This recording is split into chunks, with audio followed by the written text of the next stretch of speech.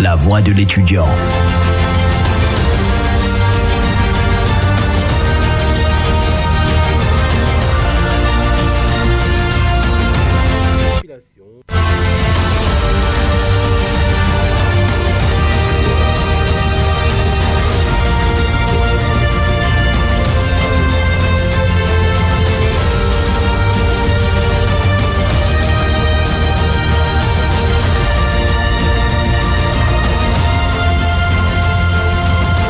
Dans un instant, le journal.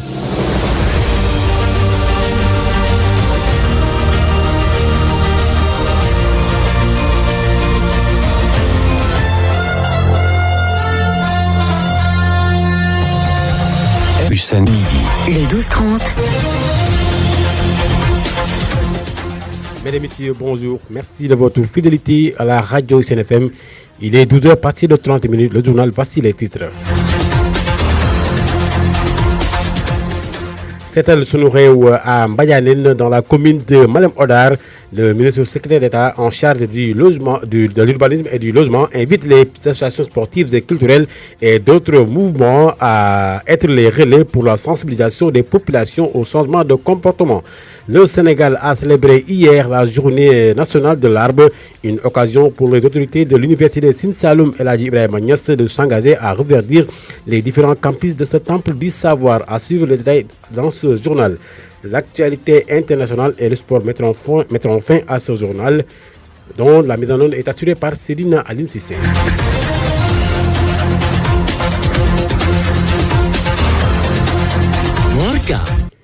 Qui vous dit bonjour à toutes et à tous. D'abord, le quartier de Mbadianène dans la commune de Malem Hodar avait accueilli le ministre secrétaire d'État en charge du logement, de l'urbanisme et du logement, Matar Ndaw. Là-bas, le secrétaire d'État invite les associations sportives et culturelles et d'autres mouvements à être les relais pour la pérennisation de ces initiatives. Ainsi, il invite les populations au bon comportement, surtout avec les déchets plastiques. Nous l'écoutons au micro de UCNFM.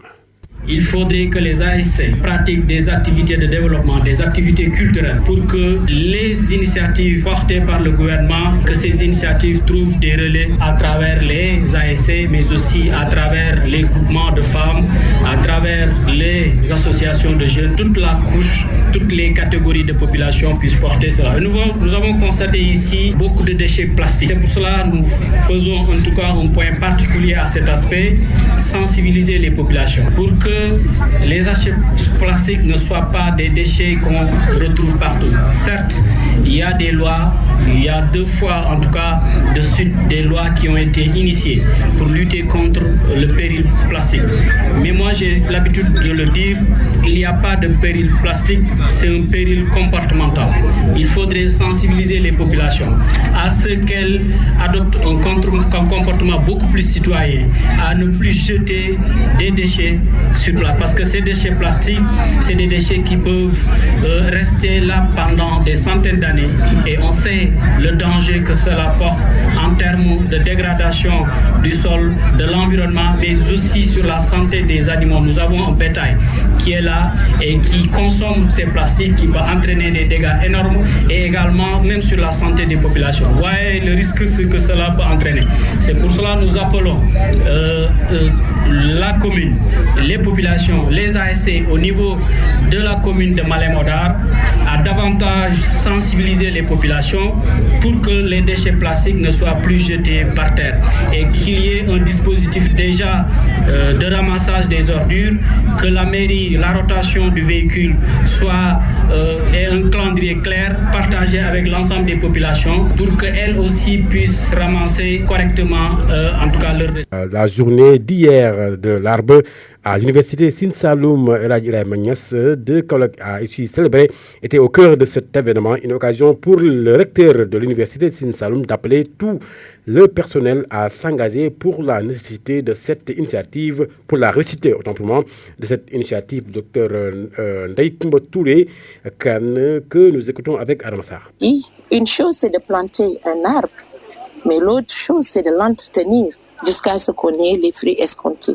Et nous comptons sur cette communauté qui est une communauté très engagée et nous sommes sûrs que l'objectif visé sera atteint. Et heureusement qu'on est à côté de nous un directeur du CROUS qui est un environnementaliste et il pourra assurer le suivi nécessaire pour que vraiment tout ce qu'on a planté aujourd'hui, on verra les fruits. Et l'université du Sine Saloum, qui est la première université à vocation agricole, université thématique, donc quand on parle de planter un arbre, cette université doit être la première institution à s'engager dans ça. Et ce que j'exhorte le personnel, les étudiants, tout le monde, pour que ça ne soit pas seulement le 4 août, mais que ça soit quelque chose de pérenne au sein de l'institution et qu'on puisse à tout moment, ne serait-ce que 2 fois par année ou bien 4 fois par année, qu'on puisse planter des arbres. Parce que notre objectif, c'est de dire un étudiant qui entre dans USN puisse planter son arbre avant l'obtention de son diplôme, qu'il puisse voir vraiment les fruits de cet arbre. Et ça, je crois que nous pouvons y arriver. Et cette année, le parrain que les autorités nous ont donné, c'est le manguier. C'est un arbre qui regorge beaucoup de vertus, tant au plan nutritionnel, au plan vraiment médicamenteux, mais également au plan socio-économique. On me signale que l'élément du directeur du CROUS est en place. Il s'agit de Dr Jean Biliane Nyingue, environnementaliste, qui, selon lui, son devoir est de tout faire pour que les directives du chef de l'État, Bassirou Diomaye Diakhar Faye, soient respectées au niveau du CROUS. Nous l'écoutons avec Armassar. C'est une très belle journée que nous avons démarrée ici, une très belle matinée, sous la pluie, en train de planter, commémorer la journée mondiale de l'arbre. Et comme instruit par les autorités et le président de la République, le Premier ministre en premier, nous avons honoré avec satisfaction cet engagement de planter des arbres ici, dans ce campus pédagogique et le campus social de Mbadakhoune, de l'université El Hadj Ibrahima Niass. Et ce que nous avons fait ce matin, c'est avec l'appui des étudiants, de l'équipe du rectorat et également du CROUS. Donc c'est tous ensemble, la main dans la main, que nous avons planté les arbres tout le long, en tout cas tout l'espace dont on est informé des types d'aménagement, parce que nous sommes en chantier. Et donc, personnellement, j'ai un sentiment de satisfaction, d'autant plus qu'en tant qu'environnementaliste, ce qu'on nous apprend en premier, c'est qu'en environnement, l'action est locale et la pensée est globale.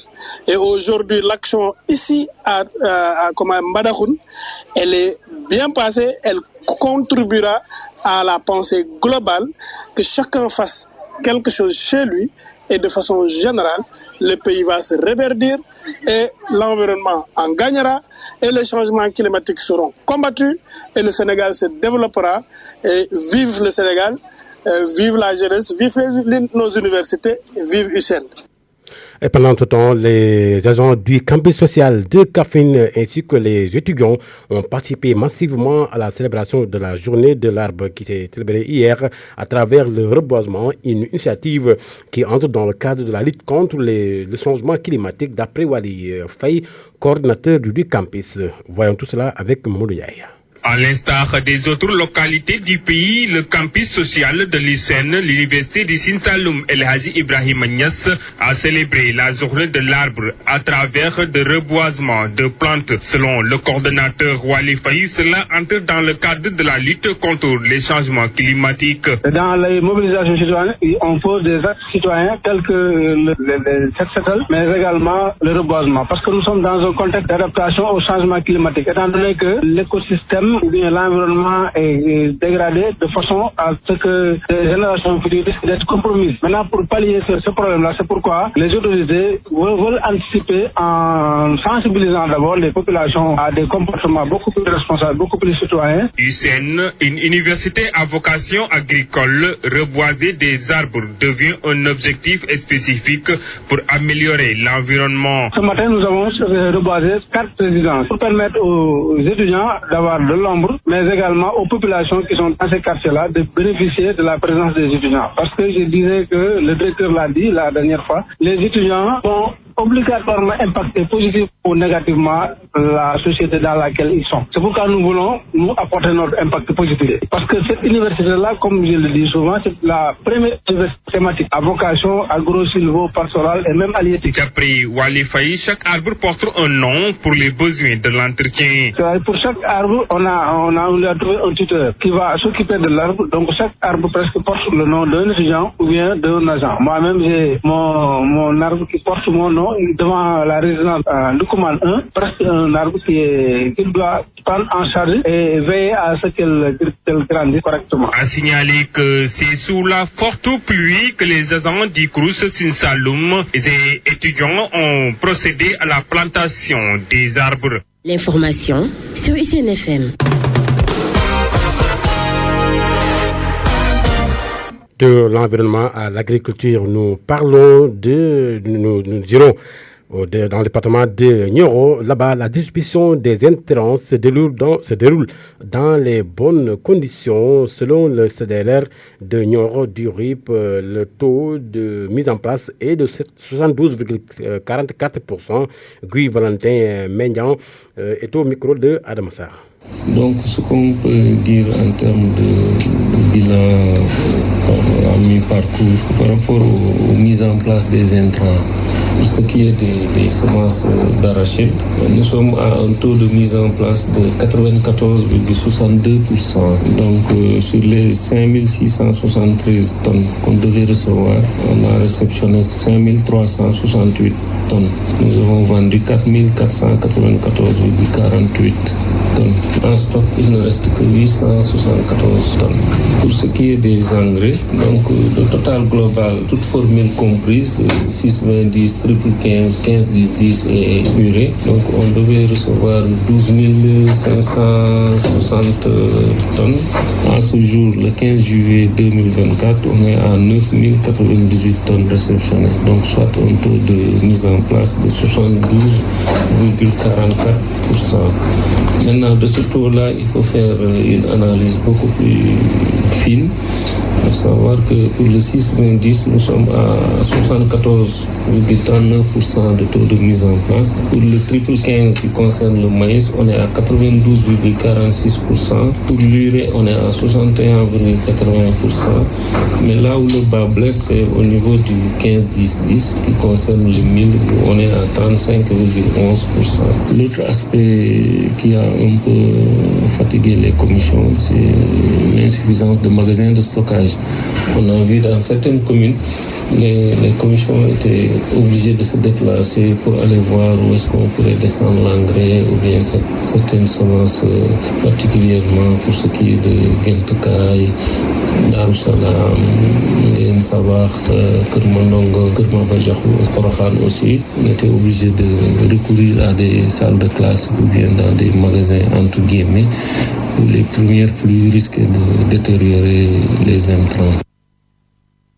Fait autre chose, il s'agit de la politique. La coordination départementale de Gamsabo-Pokafrine, dirigée par El Moudundaou, a officiellement quitté ce mouvement politique de Bougane Guedani.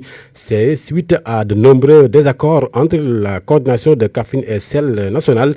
Ainsi, El Moudundaou crée son mouvement Union pour un Sénégal prospère. Nous l'écoutons. Après une large concertation avec l'ensemble de nos membres et responsables des différentes communes, nous avons décidé de dire aux Sénégalais la position prise par la coordination départementale de Gamsobop-Kaffrine. Vous savez, lors de l'élection présidentielle passée, le président du mouvement Gamsobop-Kaffrine, M. Bougane Guedani, avait fait une déclaration allant dans le sens de conscientiser ses membres en leur disant qu'ils attendent soi-disant un deuxième tour. Suite à cette déclaration, la coordination de Gamsobop-Kaffrine s'est réunie à une réunion d'urgence pour statuer sur la question. À l'issue de cette réunion, la coordination Gamsobop avait décidé de soutenir la coalition Diomaye, ce que le président de Gamsobop avait confirmé d'ailleurs lors de sa dernière sortie. Alors, mais juste après les élections, c'est vrai que les gens nous ont appelés à de diverses manifestations et à diverses réunions. Mais nous avions avions décidé de ne pas quand même répondre à l'appel. Pourquoi? Parce que nous étions toujours dans le mouvement Gëm Sa Bop et nous n'avions pas fait une déclaration qui confirme que nous avons quitté Gëm Sa Bop pour rejoindre le pouvoir. Donc on ne voulait pas quand même faire ce qu'on appelle des raccourcis pour créer un passerelle qui nous permette d'atterrir vers le camp du pouvoir. On a attendu un bon temps, non seulement pour accorder une période d'observation, c'est-à-dire une période de grâce pour le pouvoir en place, mais aussi pour donner un temps aux dirigeants de Gëm Sa Bop pour qu'ils puissent convoquer une réunion afin de pouvoir réorganiser le mouvement. Malheureusement, ce qui n'a pas été fait. Et après un bon temps d'observation, après un bon temps d'analyse sur les différentes activités politiques et actualités politiques, nous avons décidé aujourd'hui de quitter officiellement la coordination Gëm Sa Bop pour continuer à travailler dans notre propre mouvement dénommé le mouvement Union pour un Sénégal prospère, And Ngir Sénégal Na. L'actualité internationale sur la 97.1 FM. Nous y arrivons. Il s'agit de liberté d'expression et d'opinion qui s'étoile de plus en plus en Tunisie à quelques mois de la présidentielle qui doit se tenir le 6 octobre 2024. C'est le constat fait par l'association Intersection dans un rapport présenté fin juillet. Cette ONG qui travaille sur les droits humains et les libertés a recensé les cas connus d'emprisonnement pour opinion en Tunisie. Depuis janvier dernier, le bilan est accablant. 25 cas de violations ciblant des journalistes, des avocats, politiciens, blogueurs ou encore autres citoyens du pays. Dans l'est de la République démocratique de Congo, les rebelles du mouvement M23 soutenus par le Rwanda ont pris le contrôle de la cité frontalière de Issaha avec l'Ouganda ce dimanche 4 août. La prise de cette poste frontalier a été faite sans combat après le retrait des groupes d'autodéfense dits Vanzeleno et la police, une avancée qui intervient au premier jour de cessez-le-feu annoncé par Luanda. À Venezuela, l'Union européenne a encore accentué la pression internationale sur le président Nicolas Maduro, estimant que, faute de preuves, sa victoire à la présidentielle du 28 juillet ne peut être reconnue. Le pays français appelle de son côté à chercher la vérité. Pour rappel, le CNE a ratifié le vendredi dernier la victoire de Maduro avec 52% des voix contre 43% à González. Les troubles qui ont suivi de cette proclamation ont fait 13 morts et plus de 2000 personnes arrêtées.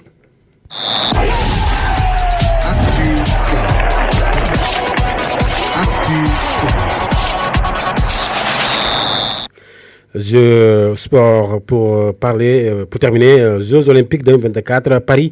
Sertiane Diouf termine deuxième de sa série au repêchage avec un temps de 45,3 secondes et se qualifie pour les demi-finales de 400 mètres. Football, c'est les hommes. Demi-finale, le Maroc jouera contre l'Espagne à partir de 16h et la France affrontera l'Égypte, c'est à partir de 19h. C'est tout pour ce journal sur la paix des titres. Morka.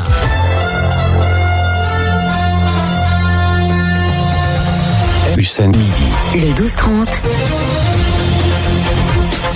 Nous avions parlé dans ce journal, c'était le Sonoré à Mbadianine, dans la commune de Malem Odar. Le secrétaire d'État en charge de l'urbanisme et du logement invite les associations sportives et culturelles et d'autres mouvements à être les relais pour la sensibilisation des populations au changement de comportement. Vous avez entendu Mohamed Talendaou dans ce journal. Le Sénégal a célébré hier la journée nationale de l'arbre, une occasion pour les autorités de l'université Sine Saloum El Hadji Ibrahima Niass de s'engager à reverdir les différents campus de ce temple du savoir. Vous l'avez entendu tous dans ce journal. L'actualité internationale et le sport ont mis fin à ce journal présenté par Morka. La partie technique est assurée par Cédina Aline-Cité. Gardez l'écoute de l'information revient à partir de 13h30 en Wolof. D'ici là, vous êtes en compagnie de nos programmes.